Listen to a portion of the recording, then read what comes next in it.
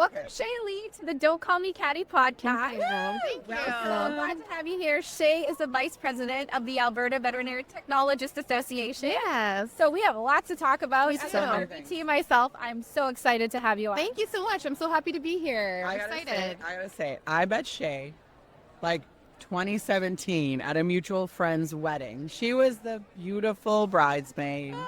I was the one there rallying the troops to party. Yeah. It was like, we're not shocked by this by any means.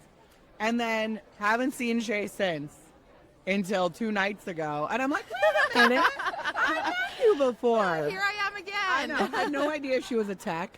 It's fun, here we are. Yeah, small world. Yeah, it's something.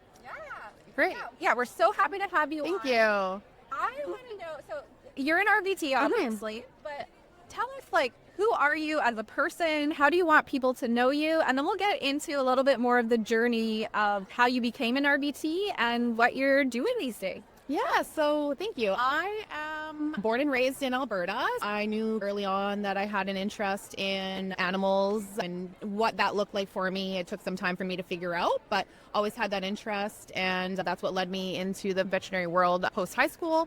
It's a big part of who I am. Big question here. Are you an Oilers fan or are you a Flames fan? Oilers fan, obviously. Born and raised. Die by the copper and blue. Yeah. Born in Edmonton area, so definitely diehard Oilers girl. Yeah. So when did you graduate school, and then what did you do after school? I graduated high school in 2009 and briefly did a stint in Bachelor of Sciences at Grant MacEwan University. Before I shifted what I was wanting to do, it wasn't as hands-on and as animal focused as what I was looking for with my career path. And so that's when I started to do some research and came across the, at the time, Animal Health Technology program at NAIT.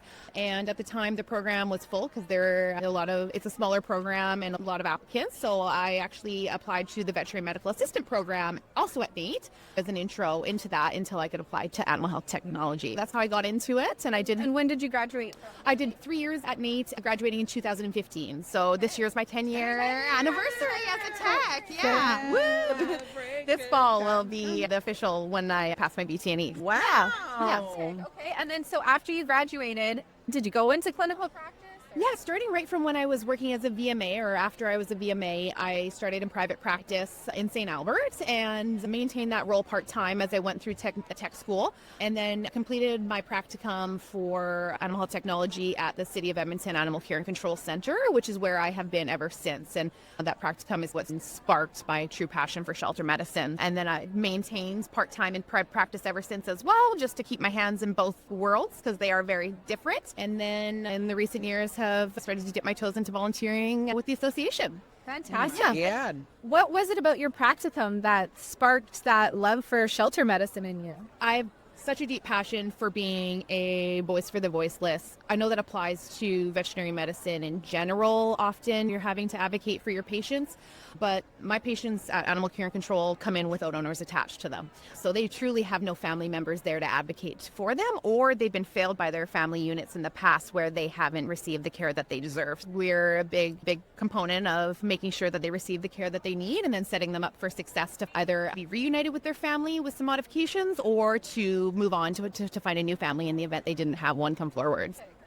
So I've done speaking for the Saskatchewan SPCA. A community that goes around that whole shelter medicine unit is something that I think Canadians have no idea even exists. There's frontline workers with police officers and peace officers, and you guys taking these animals in, and we don't see any of that side as a member of the community. Yeah, So can you talk a little bit about that? Yeah, of course. For a long time, the animal control or animal shelters are seen as the pound, which is a scary and a negative place for animals to be. And we've really worked hard over the last 15 years or so trying to change the public's perspective of the work we do there, because it is medicine and it is good medicine and it's continually advancing. It's all about advocating to the public about the good work we do there and shining a light on it and the services we provide to the citizens of the City of Edmonton. Does it help? This is going to go down a little bit of a rabbit hole, I think. Yeah. But working in shelter medicine, animals they don't have chips, like a lot of them. A lot can't of them, stand yeah. them. So is that something that you would always recommend for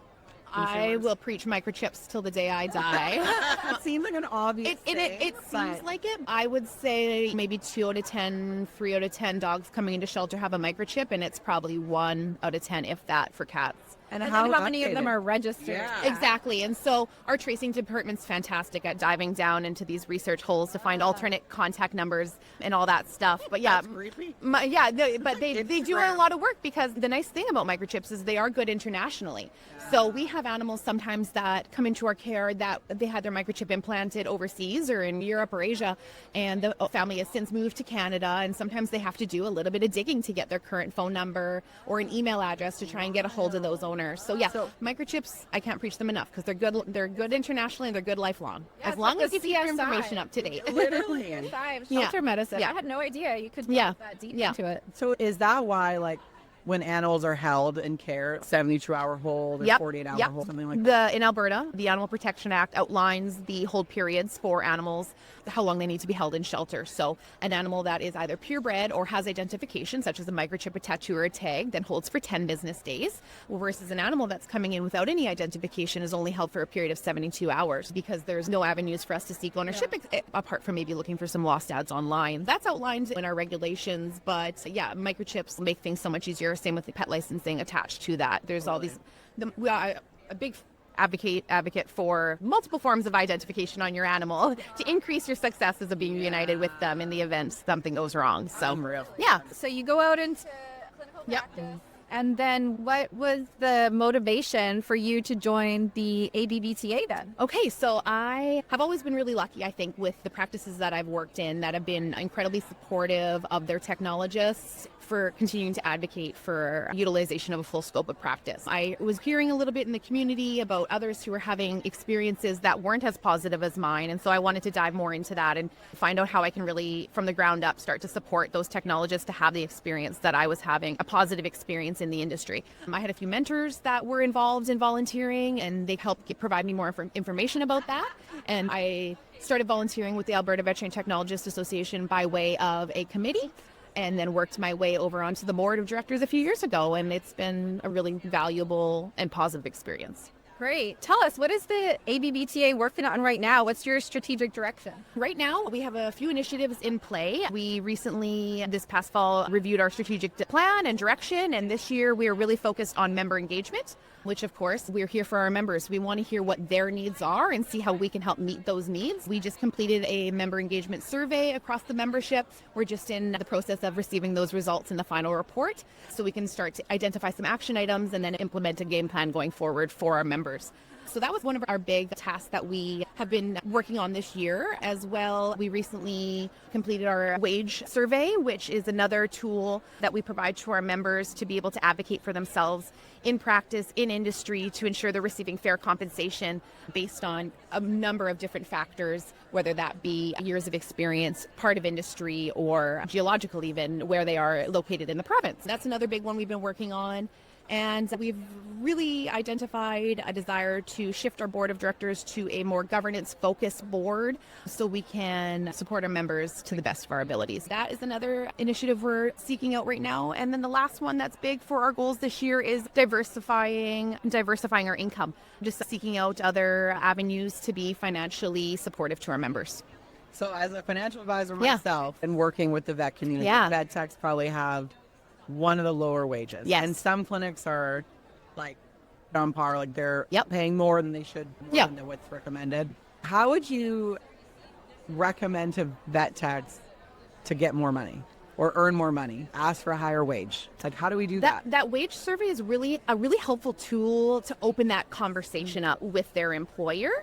And it's also just shining a light overall as to what fair compensation is for our veterinary technologists in the province, so that when job postings are going up, they know what they need to be offering in order to be competitive with where wages are going. Over the last, I think it was 5 or 6 years, we've seen about a $6 increase in average wage of technologists, and that's something we obviously want to see to continue to grow in the coming years. It's a lot about advocacy, but the ABVTA is here to support our members and help them in having those conversations. So if there is ever, how do we start these conversations, that's something they can reach out to us for support on. Yeah, it's scary, right? Like it's scary to ask for more money. Absolutely. I'm not worth this much money. Yeah.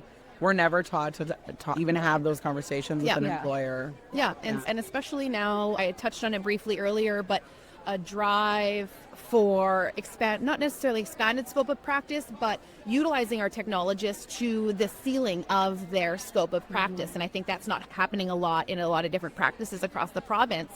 So when they're able to be utilized to the best of their ability, then they can also be compensated for that because they are helping with income of the practice and the services being provided to their clients. And there are studies that show that too, right? That for every one RVT that you bring into practice, you're bringing in exponentially more revenue. Absolutely. And I think the other part of that, when we talk about practicing to the top of your license, is job satisfaction. Absolutely. And longevity in the industry. Exactly. Yeah.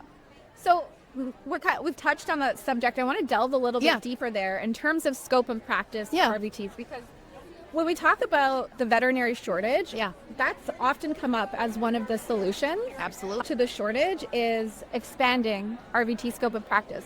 Where does the ABVTA, where do you sit on that particular topic? And what have some of the discussions been? What do you want people to know about? Great question. And I appreciate you highlighting that. It is something that we're very passionate about. And we do feel that by utilizing RVTs to the ceiling of their scope of practice, as well as ensuring that the veterinarians are aware of what they can be delegating to those technologists, is an opportunity to increase our access to care for clients across not only Alberta, but across Canada as a whole. It's difficult to bring those veterinary service providers into some of our more remote communities, and I feel that the technologists are a great tool that can be utilized to help fill some of those gaps where there is a lack of service for citizens with their pets. So I think there's definitely an opportunity there to expand what services the RVTs are able to provide, or and I guess an awareness overall as to what can be delegated from their veterinarians to their technologists, because I think there is sometimes a bit of a gap in understanding there. And have you explored what other, not only provinces, but maybe even what other countries are doing? So we're looking today, our executive director is meeting with the other technology associations from across Canada to discuss how we can all work together to move forward for access to care by utilizing our technologists within the country. I'm really lucky. I mentioned earlier that the practices I've worked in do utilize their technologists very well. I work in a very kind of niche spot at shelter medicine where I don't always have a doctor in the building. So they do fully rely on our technologists to make sure that things are running and operating smoothly. But of course, it comes down to there being a trust and between the delegating veterinarian and the technologist. There's also a factor there about the technologists advocating for themselves and what they're confident in doing and wanting to advance their skill sets in order to fulfill. We talked about that a little bit earlier about being able to have that self-fulfillment and that personal development within the role. So I also, just being an outsider looking in, I feel like having that autonomy that you have on the shelter medicine side gives you so much more confidence. Absolutely. Like that imposter syndrome goes away of I'm not good enough. We need a DVM. And DVM relies on RVTs all the time. Absolutely. Like you guys literally, they're like, what do we do? It's a great example. The shelter is a great example of, instead of having to have a doctor on staff or multiple doctors on staff 7 days a week, we have RVTs on staff with a doctor available by phone or available if they need to come into the practice. But for the most part, the RVTs are running the show there. And I think even for Canadians, that's important for them to know, because I think there is a lack of understanding in what an RVT does in general for Canadians. And then let's say you lose a dog, it ends up in the shelter and it was hit by a car or something else was going on. The RVT is probably the first person they're going to see or talk to before a DVM.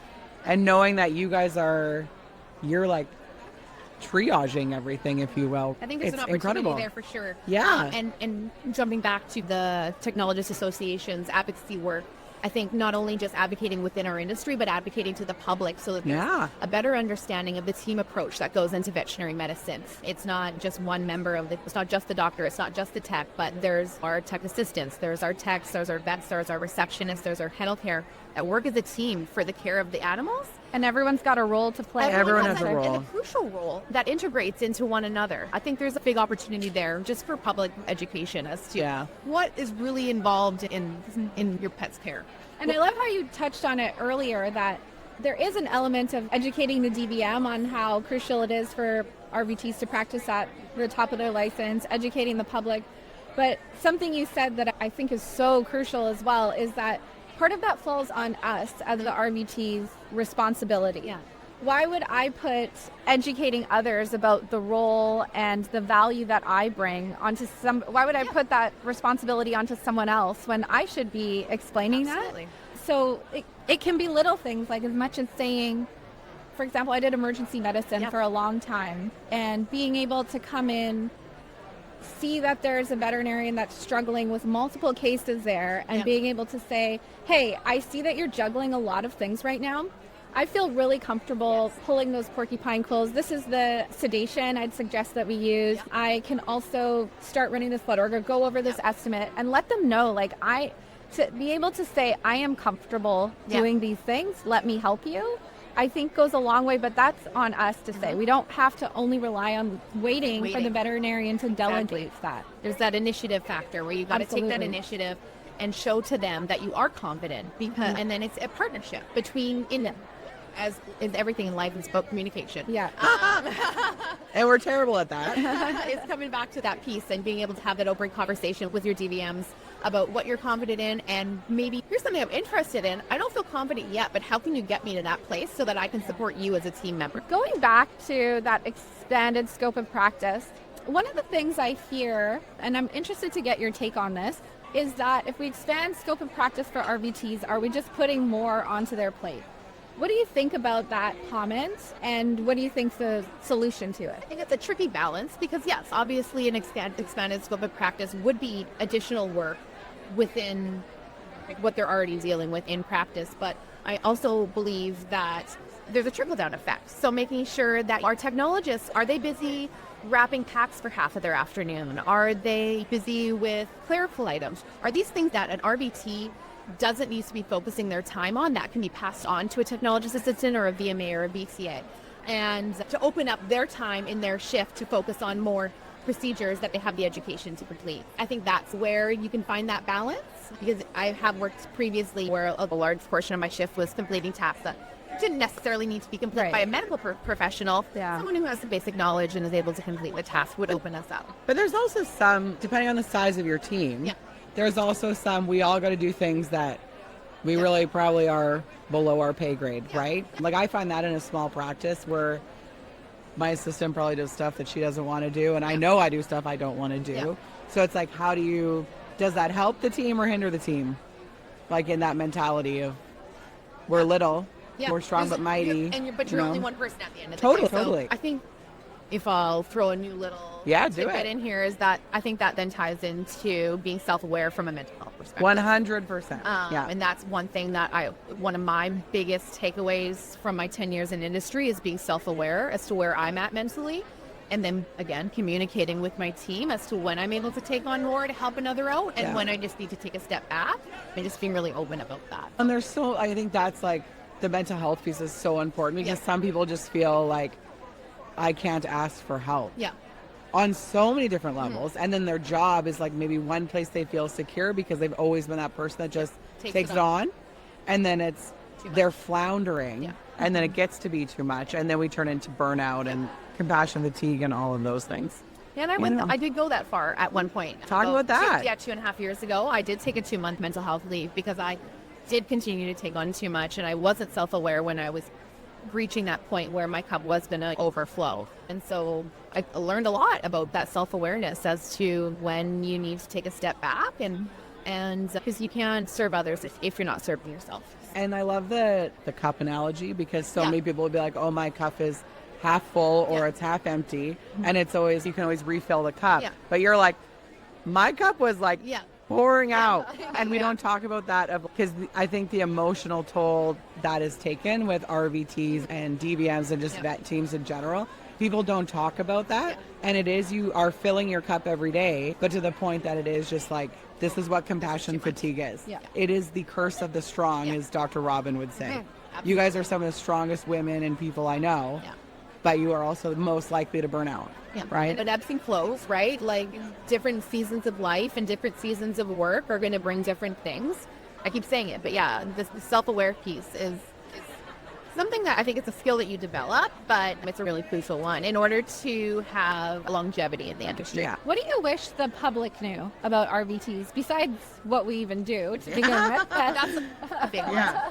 I think that I want the public to know that we are educated medical professionals, and that is a big thing, but that we care for animals. And if they always say, if you're in it for the money, but I can promise you it's not there. There's a lot easier ways to make the money. Yeah. As a financial advisor in this space, I can tell you, they are not in it for the money. And usually your heart is so full, it comes out your eyes. Yeah. That's the reality of your world. Yeah. I would love to, if you're willing to share what the hardest case was for you. So what's the case that lives with you? Or maybe a situation. Or a Maybe it's situation. something that It could be a happened, like a situation. client interaction or... Yeah. In shelter medicine, the nature of the work that we see, there are a lot of very difficult cases that stay with me, but not in a negative sense. It's more so that it stays with me because I know I made a difference in the last days of those animals' lives, because they were failed previously by their pet owners or their caretakers, and they find themselves in shelter, hopeless, and sometimes euthanasia, unfortunately, is the kindest option.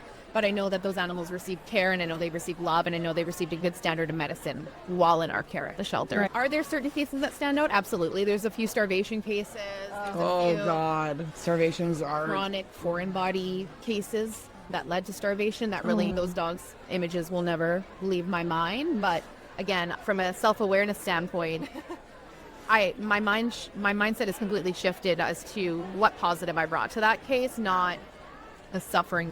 Hence the overflowing of the cup. Yeah, I would say that is probably one of the most difficult circumstances. And then, just a lead up to my mental health leave where I felt like I wasn't in control of everything. But my positive outlook is, what did I learn from that? And how did I change as a person? Like, it was hard before, but that's not what I dwell on. I'm strictly focused on what I learned and how I'm a better person because of it. So I have a question as a member of the community. Yeah. Can you donate to like the shelter? Yeah, like that you work at? Like, Yeah. does that actually help? What does their money go The to? shelters, there's a few different types of shelters within the province of Alberta. So Right. there's the not-for-profit shelters, Yeah. such as like the Edmonton Humane Society, who was strictly donor and then grant funded. And then I work for a municipal shelter, so that's a little bit different. Our funding comes from the city of Edmonton. Okay. So from a monetary donation standpoint, yes, you can make donations, but honestly, the ones that go the longest way in our shelter are physical ones, such as food donations and blankets and toys, because I know we don't have a lot of time today, but another one of my passions is the welfare and the mental experience that the animals have in shelter. So we're always looking for new ways for enrichment, how we can enrich their lives while they're with us, even though they're maybe in a less than ideal situation as to how they got there. Yeah. I want to be able to improve it while I can. So Oh my God, Shea, you are amazing. You are amazing. You're incredible. This is like a side of VetMed that people do not talk about. Yeah. And I want to keep talking about it. We need to have her back, the Can West. Can West. So we have a question that we ask all of our podcast guests because we're creating a playlist based on... Incredible. Yeah. So far, Lose Yourself by Eminem has been mentioned by 3... no way. Yeah. I'll probably throw some curveballs here. Oh, Okay, here we perfect. go. So Here we here we go. But okay. Okay, your walk-in song or a theme song, your funeral song, and your win song. So when something goes great for you, you've hit a goal. Feel good song. Yeah. Okay. We'll start with my walk-in song, and this is funny as an aside. I'll mention after, but I'll go "All the Small Things" by Blink-182 because I love I'm a big Blink fan. So Okay. Feel good, like that'll get me going. And I also had my bridesmaids walk into the orchestra version of that at my wedding. Oh my I love it that God. much. Yeah. And then my hero song would be "Hear You Me" by Jimmy Eat World. Oh my God, I love that Good song. one. And then like So my good. hype up fun time, like good vibe song is probably like Gypsy by Fleetwood Mac. Great. Wow. That is My playlists on Spotify are very diverse. Yeah. So is mine. So is mine. Yeah. I love the day list It'll- because it yeah. like sets the mood for you. for the Yeah. day, Like yeah. it'll be Justin Bieber and then it'll be like heavy metal. There's a That's wide great. variety. Yeah. My husband just thinks I listen to sad music all the time. Oh, Yeah. It's wild. Shay, thank you so much for being on the Thank podcast. you. Tell us where people can get a hold of you at the ABVTA if they have more questions Absolutely, or want to bring up Our- any our- comments or concerns. Our general inbox, info@abvta.com. If you have any questions that way, or you're welcome to always reach out to me on socials or anything like that if you have any questions about shelter medicine or anything like that. Amazing. Thank you. Thanks, Shay. Thanks, Shay. Thank you.